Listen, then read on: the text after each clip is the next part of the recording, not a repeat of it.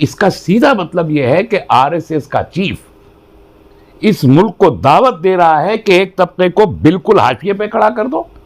इस मुल्क में वजीर आजम दावत पुलिस को सीधे सीधे इन्वॉल्व कर रहे हैं कि पुलिस, और वही कह रहे हैं कि पुलिस से कश्मीर फाइल देख कर आइए, और वही कह रहे हैं कि एक तबके के साथ आप नरमी बरतिए और दूसरे तबके के साथ आप जो है वो सख्ती बरतिए। तो इसका सीधा मतलब यह है कि आरएसएस का चीफ इस मुल्क को दावत दे रहा है कि एक तबके को बिल्कुल हाशिए पे खड़ा कर दो। इस मुल्क में वजीर आजम दावत पुलिस को सीधे सीधे इन्वॉल्व कर रहे हैं कि पुलिस, और वही कह रहे हैं कि पुलिस से कश्मीर फाइल देख कर आइए, और वही कह रहे हैं कि एक तबके के साथ आप नरमी बरतिए और दूसरे तबके के साथ आप जो है वो सख्ती बरतिए। अशोका का ज़माना ये यहाँ दोहराना चाहते हैं, और अशोका के ज़माने में जो कुछ हुआ, 10 लाख बुद्धिस्ट का जो कत्लेआम अशोका से करवाया गया, और करवाने के बाद फिर मुल्क का क्या हुआ था, ये याद रखना चाहिए।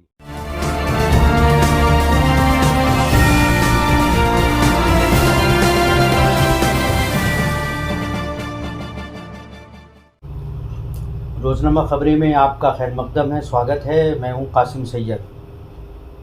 उत्तर प्रदेश के इंतखाबात निबट चुके हैं, नई सरकार की हलफबर्दारी की तैयारियां हो रही हैं, लेकिन इसी के साथ मुल्क में नए नए इशू सामने आ रहे हैं जो तशवीश भी पैदा करते हैं, और फ़िक्र भी होती है कि आखिर ये इशू कहाँ जाएंगे और क्या रुख इख्तियार करेंगे। आज हमारे साथ डॉक्टर तस्लीम अहमद रहमानी हैं, जिनसे आप अच्छी तरह वाकिफ़ हैं। तो मुस्लिम पॉलिटिकल काउंसिल ऑफ इंडिया के सदर हैं, और तज्जिया करने में इनका कोई जवाब नहीं है। अभी हाल ही में आपने उत्तर प्रदेश के चुनाव को लेकर उनके तज्जियाती तबसरे ज़रूर देखे होंगे। तस्लीम रहमानी साहब, आपका रोज़नामा ख़बरें में खैर मकदम है। शुक्रिया। अस्सलाम वालेकुम। जनाब, उत्तर प्रदेश का इलेक्शन ख़त्म हो चुका है और हर चीज़ वाज़ेह के सामने आ रही है। ये बताइए कि इंतखाबी नताइज को देखते हुए मुसलमान के लिए उत्तर प्रदेश में कुछ बचा है, और क्या बचा है?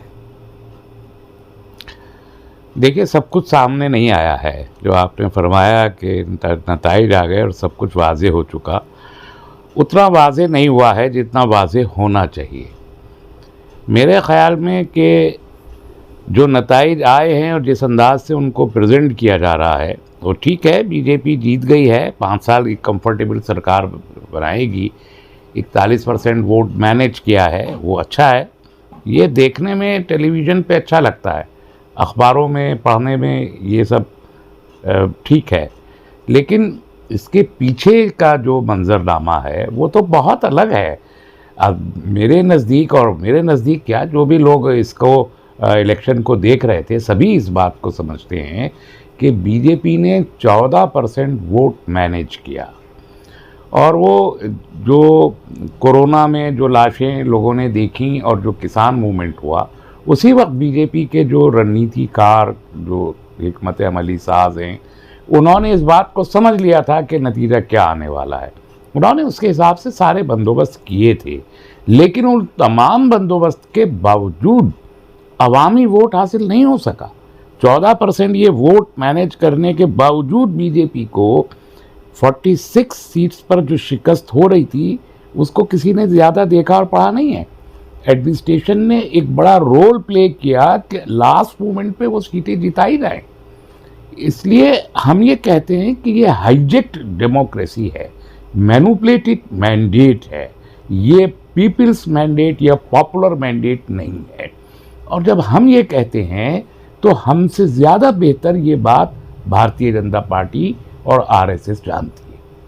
नहीं तो आप उसकी मेहनत, उसकी जद्दोजहद, उसकी रणनीति, आरएसएस का इतना बड़ा पूरा एक कहना चाहिए साम्राज्य जो बीजेपी के पीछे था, तो उनकी मेहनत को, उनकी जद्दोजहद को, उनकी रणनीति को आप क्रेडिट क्यों नहीं देना चाहते? नहीं, मैं वो क्रेडिट अपनी जगह है। देखिए, भारतीय जनता पार्टी से बड़ी कोई पार्टी नहीं है जिसका नेटवर्क ग्राउंड पे पन्ना प्रमुख तक ना हो, और जो 5 साल 24 घंटे काम करते हैं इलेक्शन लड़ने के लिए, बस इलेक्शन लड़ने के लिए। ऐसे मुल्क में कोई दूसरी पॉलिटिकल पार्टी नहीं है। इसमें कोई भी दो राय नहीं है। और वो पूरा इंफ्रास्ट्रक्चर इस इलेक्शन में इन्वॉल्व हुआ, इसमें भी कोई दो राय नहीं है। सवाल यही है, इतना डेडिकेटेड और इतना वाइड नेटवर्क होने के बावजूद आप वो अचीव नहीं कर पाए जो आप अचीव करना चाहते थे। अवाम में आपकी आइडियोलॉजी का वो पेनिट्रेशन नहीं हुआ हिंदुत्व का जो आप करना चाहते थे। ये फेलियर है। तो ये फेलियर का मतलब, और वो जानते हैं कि उनको ये फेलियर हुआ है।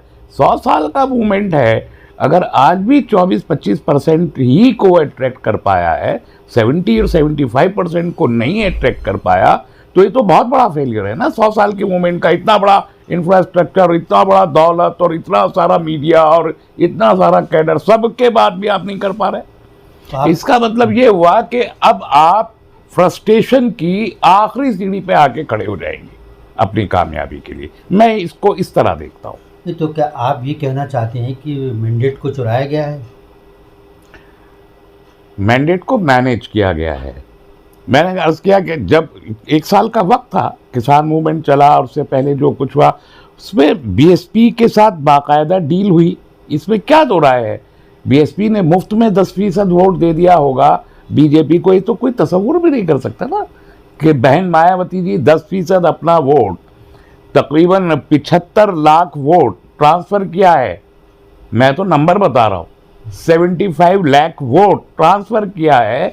और वो ट्रांसफ़र होने के बाद 36 लाख वोट कुल बढ़ा पाई बीजेपी 2017 के मुकाबले में।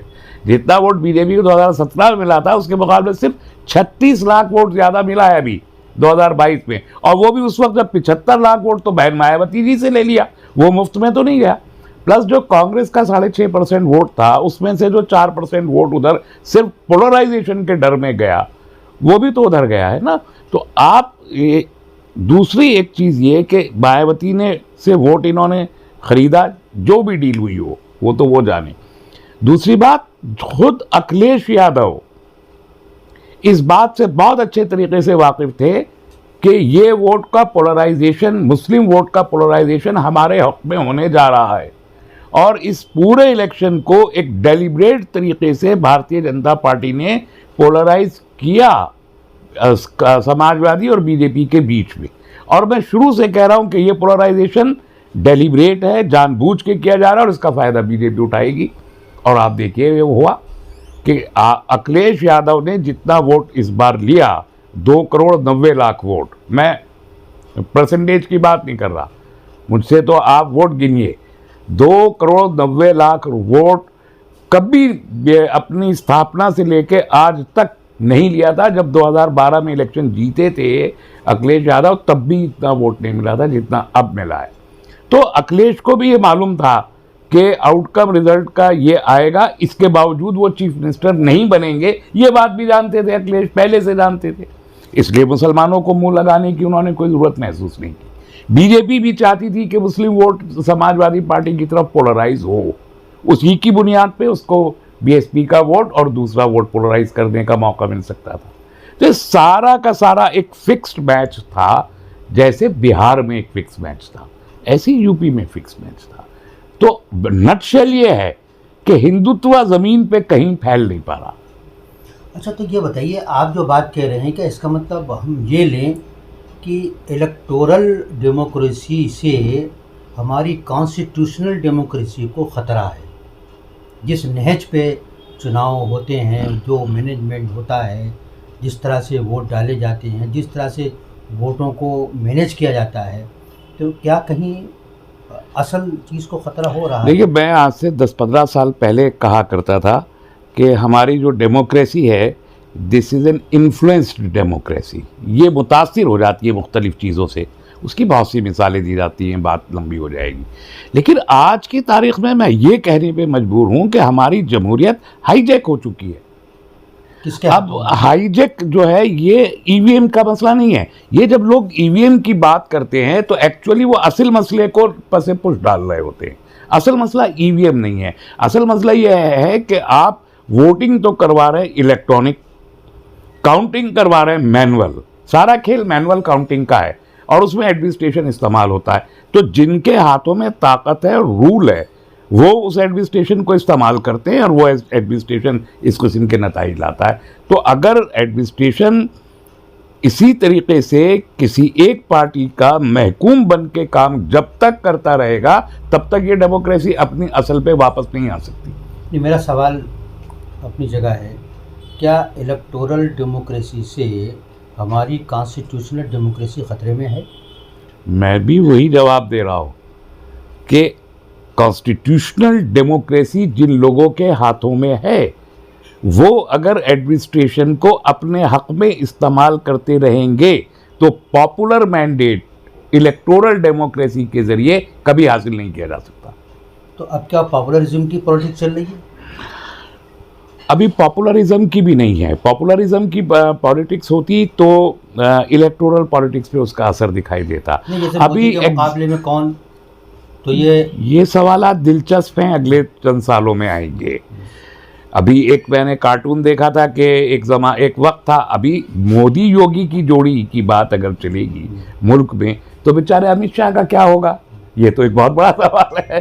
तो ये इस किस्म के सवालात बहुत आएंगे। एक था कि पहले मोदी साहब गर्दन में हाथ डाल के ले गए, छोटे से योगी जी जा रहे थे, फिर 10 मार्च के बाद में योगी जी बड़े हो गए और मोदी जी का हाथ वो पकड़े हुए चल रहे हैं। तो ये चीज़ें लोग समझ रहे हैं। और ये जो कॉन्स्टिट्यूशनल डेमोक्रेसी को जिन लोगों ने हाईजैक किया है वो अपने ही वजन से, अपने ही दम से वो गिरेंगे, इसी बुनियाद पे गिरेंगे। उसका इंतज़ार करना चाहिए। लेकिन उससे पहले मुल्क के जो हालात हैं, मैंने कहा कि जब आप नाकाम हो रहे हो तमाम कोशिशों के बावजूद, तो फिर आप आखिरी हरबा और आखिरी हमला आप करते हैं। तो एग्जिजरेशन मेरा ख्याल है कि अब जो है वो एग्रीवेट होगा।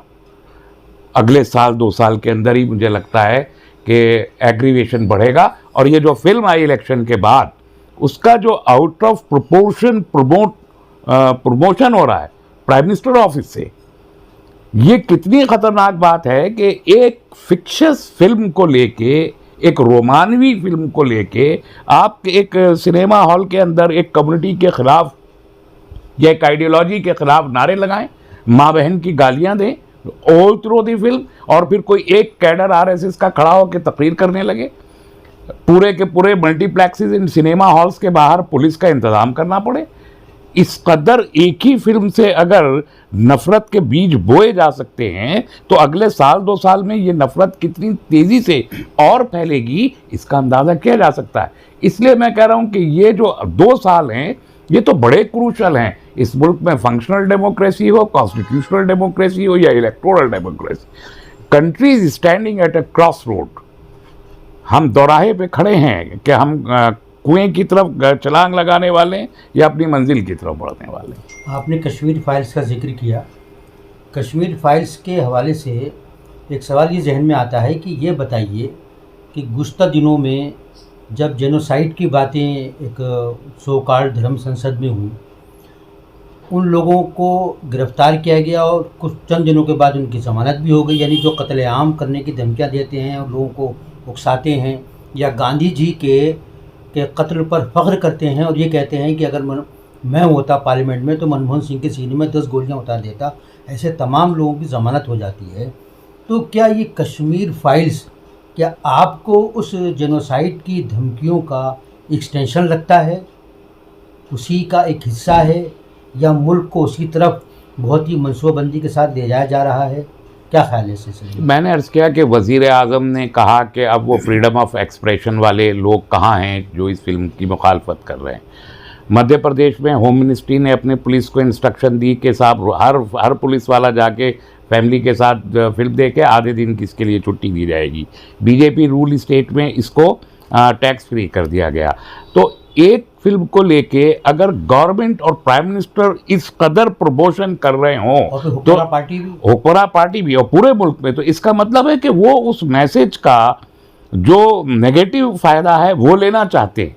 इसके साथ प्राइम मिनिस्टर का ये बयान कि पुलिस के लोग आमतौर पर लोगों के साथ नर्म रहें लेकिन उकसाने वालों के साथ वो सख्त रहें, और इसके साथ आरएसएस के चीफ का ये बयान कि मुल्क का एक तबका एडमिनिस्ट्रेशन में पेनिट्रेट करने की कोशिश कर रहा है। ये दोनों बड़े खतरनाक बयानात हैं। इशारा किसकी तरफ था? अब भाई जाहिर है कि भाई मुल्क का एक तबका, अगर सिर्फ आप इतना ही कहें कि मुल्क का एक तबका, तो मुल्क का कोई भी तबका हो, हम एक फंक्शनल डेमोक्रेसी हैं और मुल्क के हर तबके का ये हक है कि वो मुल्क के एडमिनिस्ट्रेशन में अपनी हिस्सेदारी रखे, अपनी से रखे। आप उसे पेनिट्रेशन का लफ्ज़ अगर कहना चाहते हैं जो बिल्कुल गलत है, एक्चुअली ये हिस्सेदारी का मामला है, तो हर तबके को हिस्सेदार होना चाहिए।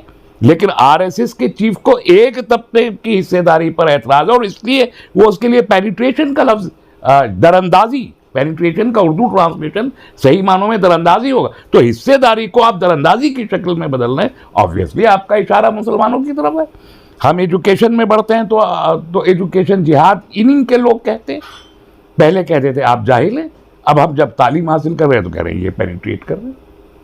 हमारा सोशल अपलिफ्टमेंट इनको पेनिट्रेशन लग रहा है। हमने पॉलिटिकल एम्पावरमेंट हासिल करने की कोशिश की कि हमने कम्युनलिज्म के नाम पर अपने ही एक आदमी और उसकी पार्टी को हाशिए पे खड़ा कर दिया उत्तर प्रदेश में। इतना बड़ा कैंपेन नहीं चला किसी मुस्लिम पार्टी का यूपी में पूरी आज़ादी के बाद जितना अब चला 2022 में। इसके बावजूद 4.5 लाख वोट हमने उसको दिए और हमने सेकुलरिज्म के नाम पर एक सेकुलर पार्टी को वोट दिया सारा का सारा। और उसके बाद हमसे कहा जा रहा है कि ये हम पॉलिटिकली भी पेनिट्रेट करने की कोशिश कर रहा है इस तरीके से।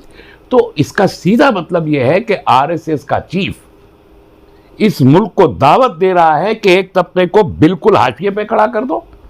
इस मुल्क में वजीर आजम दावत पुलिस को सीधे सीधे इन्वॉल्व कर रहे हैं कि पुलिस, और वही कह रहे हैं कि पुलिस से कश्मीर फाइल देख कर आइए, और वही कह रहे हैं कि एक तबके के साथ आप नरमी बरतिए और दूसरे तबके के साथ आप जो है वो सख्ती बरतिए, वही कह रहे हैं।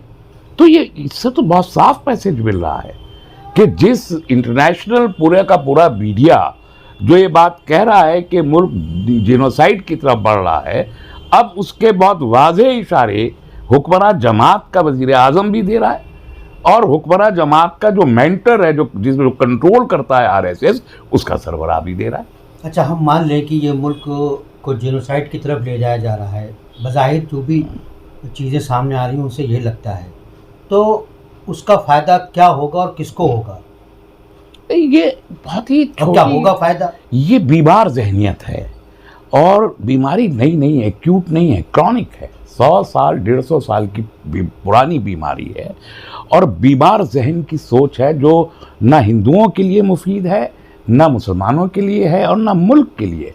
ये एक डिवास्टेटिंग थॉट प्रोसेस है जो मुल्क में खून के दरिया भी बहा देगा, मुल्क को तोड़ भी देगा। और जो आलमी हालात हैं इस वक्त ग्लोबली, जो कुछ हमारी बिल्कुल मुंह पे हो रहा है रूस और यूक्रेन में, उसके चलते अगर मुल्क के अंदर ये हुआ तो मुल्क की जो अंदरूनी क़ुव्वत है, ऑलरेडी आज भी हम एक सस्टेनेबल इकनॉमी है, हम तो उसी को नुकसान पहुंचा रहे हैं। तो हम अपने पैरों पे कुल्हाड़ी नहीं मार रहे, अपना पैर कुल्हाड़ी पे दे के मार रहे हैं इस किस्म के बयानात से। लेकिन ये बात आप ना वज़ीर आज़म को समझा सकते हैं, ना उनकी पार्टी को और ना आरएसएस को, क्योंकि वो तो 150 साल से यही बात सोच रहे हैं कि किसी सूरत से मुसलमानों का कत्लेआम करके यहाँ से निकाल दिया जाए। ये मुमकिन नहीं है। ना उनको गेटवाइज कर सकते हैं आप, ना उनका कत्लेआम कर सकते हैं, ना आप निकाल सकते हैं। अशोका का ज़माना ये यहाँ दोहराना चाहते हैं और अशोका के ज़माने में जो कुछ हुआ, 10 लाख बुद्धिस्ट का जो कत्लेआम अशोका से करवाया गया और करवाने के बाद फिर मुल्क का क्या हुआ था, ये याद रखना चाहिए। वो मुसलमान नहीं थे बुद्धिस्ट, वो तो मूलवासी थे। आज आप उनको मूलवासी कहते हैं बुद्धिस्ट को, आज आप सिखिस्ट को मूलवासी कहते हैं। वो तो उन्हीं मूलवासियों, 10 लाख मूलवासियों को आपने कत्ल किया था सिर्फ इसलिए कि आपका जो स्वर्ण क्लास है उसका वर्चस्व हाथ से जा रहा था। सिर्फ इसलिए आपने 10 लाख लोगों को कत्ल कर दिया था और उसके बाद मुल्क का क्या हशर हुआ, ये याद रखना चाहिए। आज जो भारत के लोग हैं वो हिंदू, मुसलमान, सिख, ईसाई, सभी के सभी, हम तो सभी भारतवासी हैं। आप एक दूसरे को लड़ा के आप 80-20 कह के 20% लोगों को कत्ल करा सकते हैं, करा दीजिए। उन्होंने कहा 20 लाख लोगों को कत्ल करेंगे, करा के देखिए। अच्छा, ये बताइए, ये जो सूरत हाल है, ऐसा लगता है कि सब चीज़ें वहाँ एक दूसरे से जुड़ी हुई हैं।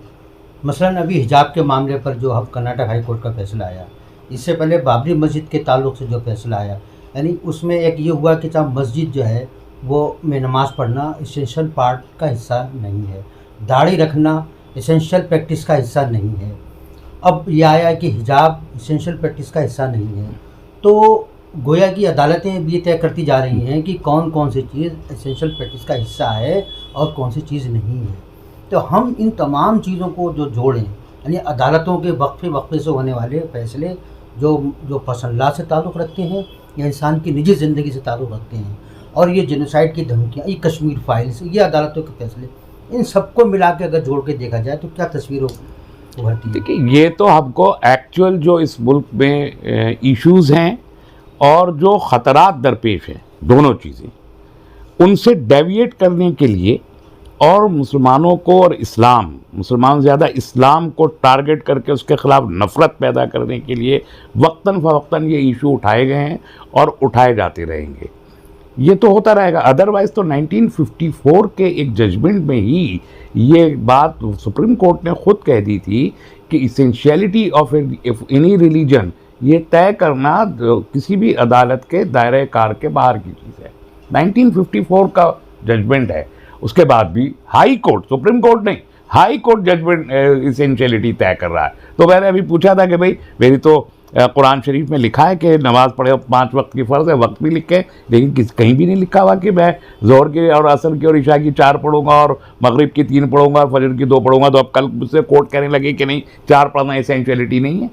बहुत सारी चीज़ें हैं, वो कहते हैं अब निकाह पढ़ना तो इसेंशियलिटी नहीं है, उसमें निकाह नहीं लिखा हुआ, या हिंदुओं से कहे कि फेरे लेना तो हिंदू धर्म की इसेंशियलिटी नहीं है। ये काम नहीं है। ये तो मेरी जिम्मे, मैं क्या प्रैक्टिस कर रहा हूँ अपने रिलीजन पे, ये इसेंशियलिटी मेरे लिए कितनी इंपॉर्टेंट है, मेरा राइट है भाई। तो ये इंसाफ के साथ मजाक हो रहा है। उसी का शहर, वही मुद्दई, वही मुनसिफ, हमें यकीन था हमारा कसूर निकलेगा। आखिरी सवाल बच्चों, मुख्तसर अल्फाज में, इस सूरत हाल में ज़ाहिर है कि मुस्लिम नौजवानों में ख़ातों से बेचैनी है, इस्तराब है, और उनको कोई रास्ता भी नहीं दिखाई दे रहा है, न कोई रास्ता दिखा रहा है। ऐसे में क्या करना चाहिए मुसलमानों को के करने का, या मुस्लिम लीडरशिप के करने का काम क्या है कि इस मौजूदा सूरत हाल से मुकाबला भी किया जा सके और ख़ुद को महफूज भी निकाला जा सके? देखिए, ये बहुत बड़ा सवाल है और बहुत मुश्किल सवाल है, और इस सवाल के पीछे हिंदुस्तान में मुस्लिम क़यादत की 70 साल तारीख़ के ज़ख्म मौजूद हैं। मुझे नहीं लगता कि हम इस सवाल का कोई जवाब सरेदस्त और वो भी मुख्तसरन दे सकते। ये थे डॉक्टर तस्लीम अहमद रहमानी साहब, जिन्होंने हर सवाल का बहुत सफाई के साथ जवाब दिया है।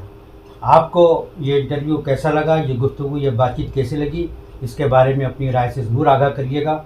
और आपसे गुजारिश है कि आप रोज़नामा ख़बरें के फेसबुक पेज को लाइक करें, उसको फॉलो करें और यूट्यूब चैनल को सब्सक्राइब करें और अपनी राय से ज़रूर आगाह करें। हमारे साथ जुड़ने के लिए आपका बहुत बहुत शुक्रिया।